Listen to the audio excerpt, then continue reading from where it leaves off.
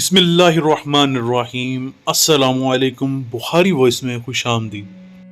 بنو ہاشم کا خاندان عرب میں امیر ترین خاندان گنا جاتا تھا۔ حضرت ہاشم کے متعلق روایت ہے کہ جب ایک دفعہ مکہ میں قحط پڑا تو آپ مکہ والوں کے لیے ہر دن ایک اونٹ ذبح کرتے تھے۔ لوگ کہتے تھے کہ ہاشم کے ہاتھ میں لکیریں نہیں، سخاوت کے دریا بہتے ہیں۔ یہ وہ خاندان تھا جنہوں نے کبھی بھی بت پرستی نہ کی بلکہ دین ابراہیمی پر تھے۔ حضور اور مولا علی کے دادا حضرت عبد المطلب حضرت ہاشم کے بعد قریش مکہ بنے۔ آپ کی وفات کے بعد جناب ابو طالب قریش مکہ بنے۔ امام علی سے روایت ہے کہ آپ فرماتے ہیں کہ میرے باپ جیسی سرداری عرب میں کسی کو نہ ملی۔ حضور کی زندگی کے 52 مبارک سال مکہ میں گزرے، جن میں 12 سال دین کی تبلیغ تھی، اور یہ حضرت ابو طالب ہی کی نظر کرم تھی کہ آپ کو کسی کافر نے ہاتھ نہ لگایا، اور جیسے ہی آپ کا وصال ہوا تو کفار مکہ آپ کے قتل کے درپے ہوئے، جس کی وجہ سے اس خاندان کو مکہ سے ہجرت کرنا پڑی، اور دین اسلام کی خاطر اس خاندان نے اپنا سب کچھ مکہ میں چھوڑا اور مدینہ کا رخ کیا۔ یہ وہ ہستیاں ہیں کہ مٹی میں ہاتھ ڈالنا تو دور کی بات، صرف ان کے کہنے سے ہی مٹی سونا ہو جاتی، مگر اس خاندان نے ظاہری فخر اختیار کیا۔ اس سلسلے میں ایک روایت مختلف کتب میں ملتی ہے کہ ہجرت کے بعد مدینہ منورہ میں حضرت علی مشکل کشا جناب سیدہ اور بچوں پر ایک رات فاقہ سے گزری۔ نماز فجر سے فراغت پا کر خدا کا شیر تلاش معاش میں گھر سے روانہ ہوا۔ چاروں طرف نظر دوڑائی مگر کوئی ذریعہ معاش نظر نہ آیا۔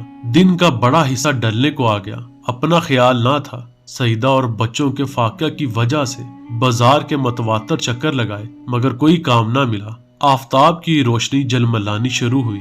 شیر خدا سیدہ خاتون جنت اور سردار جنت فاقے سے ہیں۔ نماز مغرب کے بعد شام کی تاریکی دنیا پر چھا رہی تھی۔ اتنے میں ایک تاجر اپنا سامان لے کر پہنچا، جن مبارک ہاتھوں نے خیبر کا دروازہ ایک لمحے میں اکھاڑ کر پھینکا تھا، جن کو بوسہ دینا کائنات اپنا فخر سمجھتی تھی۔ دنیا کی آنکھیں اس سے اور زیادہ کیا دیکھ سکتی تھی کہ علی ابن ابی طالب داماد رسول، خاتون جنت کے سرتاج، حسنین کے بابا، خدا کا شیر، بیوی بچوں کا پیٹ بھرنے کے واسطے ان کندھوں پر جن پر حسن حسین جھولا لیتے ہیں باری اسباب ڈو رہا ہے۔ چہرے اور لباس مبارک کا خاک بوسہ لے رہی ہے، اور انسانیت کے اس مجسمے کی مکمل تصویر نے بچوں کا پیٹ بھرنے کی فکر میں جلدی جلدی قدم بڑھائے۔ مدینہ کی گلیاں قدم مبارک کا بوسہ شوق سے لے رہی تھی اور اپنے سینے پر مولا علی کے قدم پا کر فخر سے سینہ تانے تھی۔ ایسے میں ایک بڑھیا لکڑی ٹیکتی ہوئی سامنے آئی اور چہرہ مبارک دیکھ کر فرمانے لگی،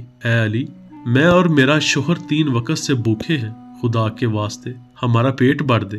بڑھیا کے الفاظ زنجیر بن کر جناب امیر کے پاؤں میں پڑے۔ مقابلہ برابر کا تھا۔ 3 وقت کا فاقہ آپ جناب سیدہ اور آپ کے بچوں کا تھا۔ فطرت انسانی کا تقاضا کچھ اور تھا، مگر شیر خدا کا دل نہیں، نور الہی کا ٹکڑا ہے۔ یہ ممکن ہی نہیں کہ شیر خدا کے سامنے کوئی ہاتھ پھیلائے اور آپ اس کو نامراد لٹائیں۔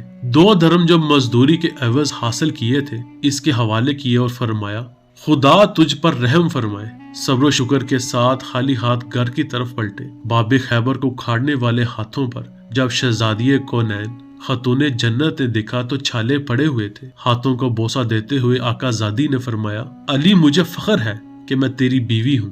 اللہ مجھے اور آپ کو ثانیہ دے اور ثانیہ تقسیم کرنے کی توفیق عطا فرمائے، آمین۔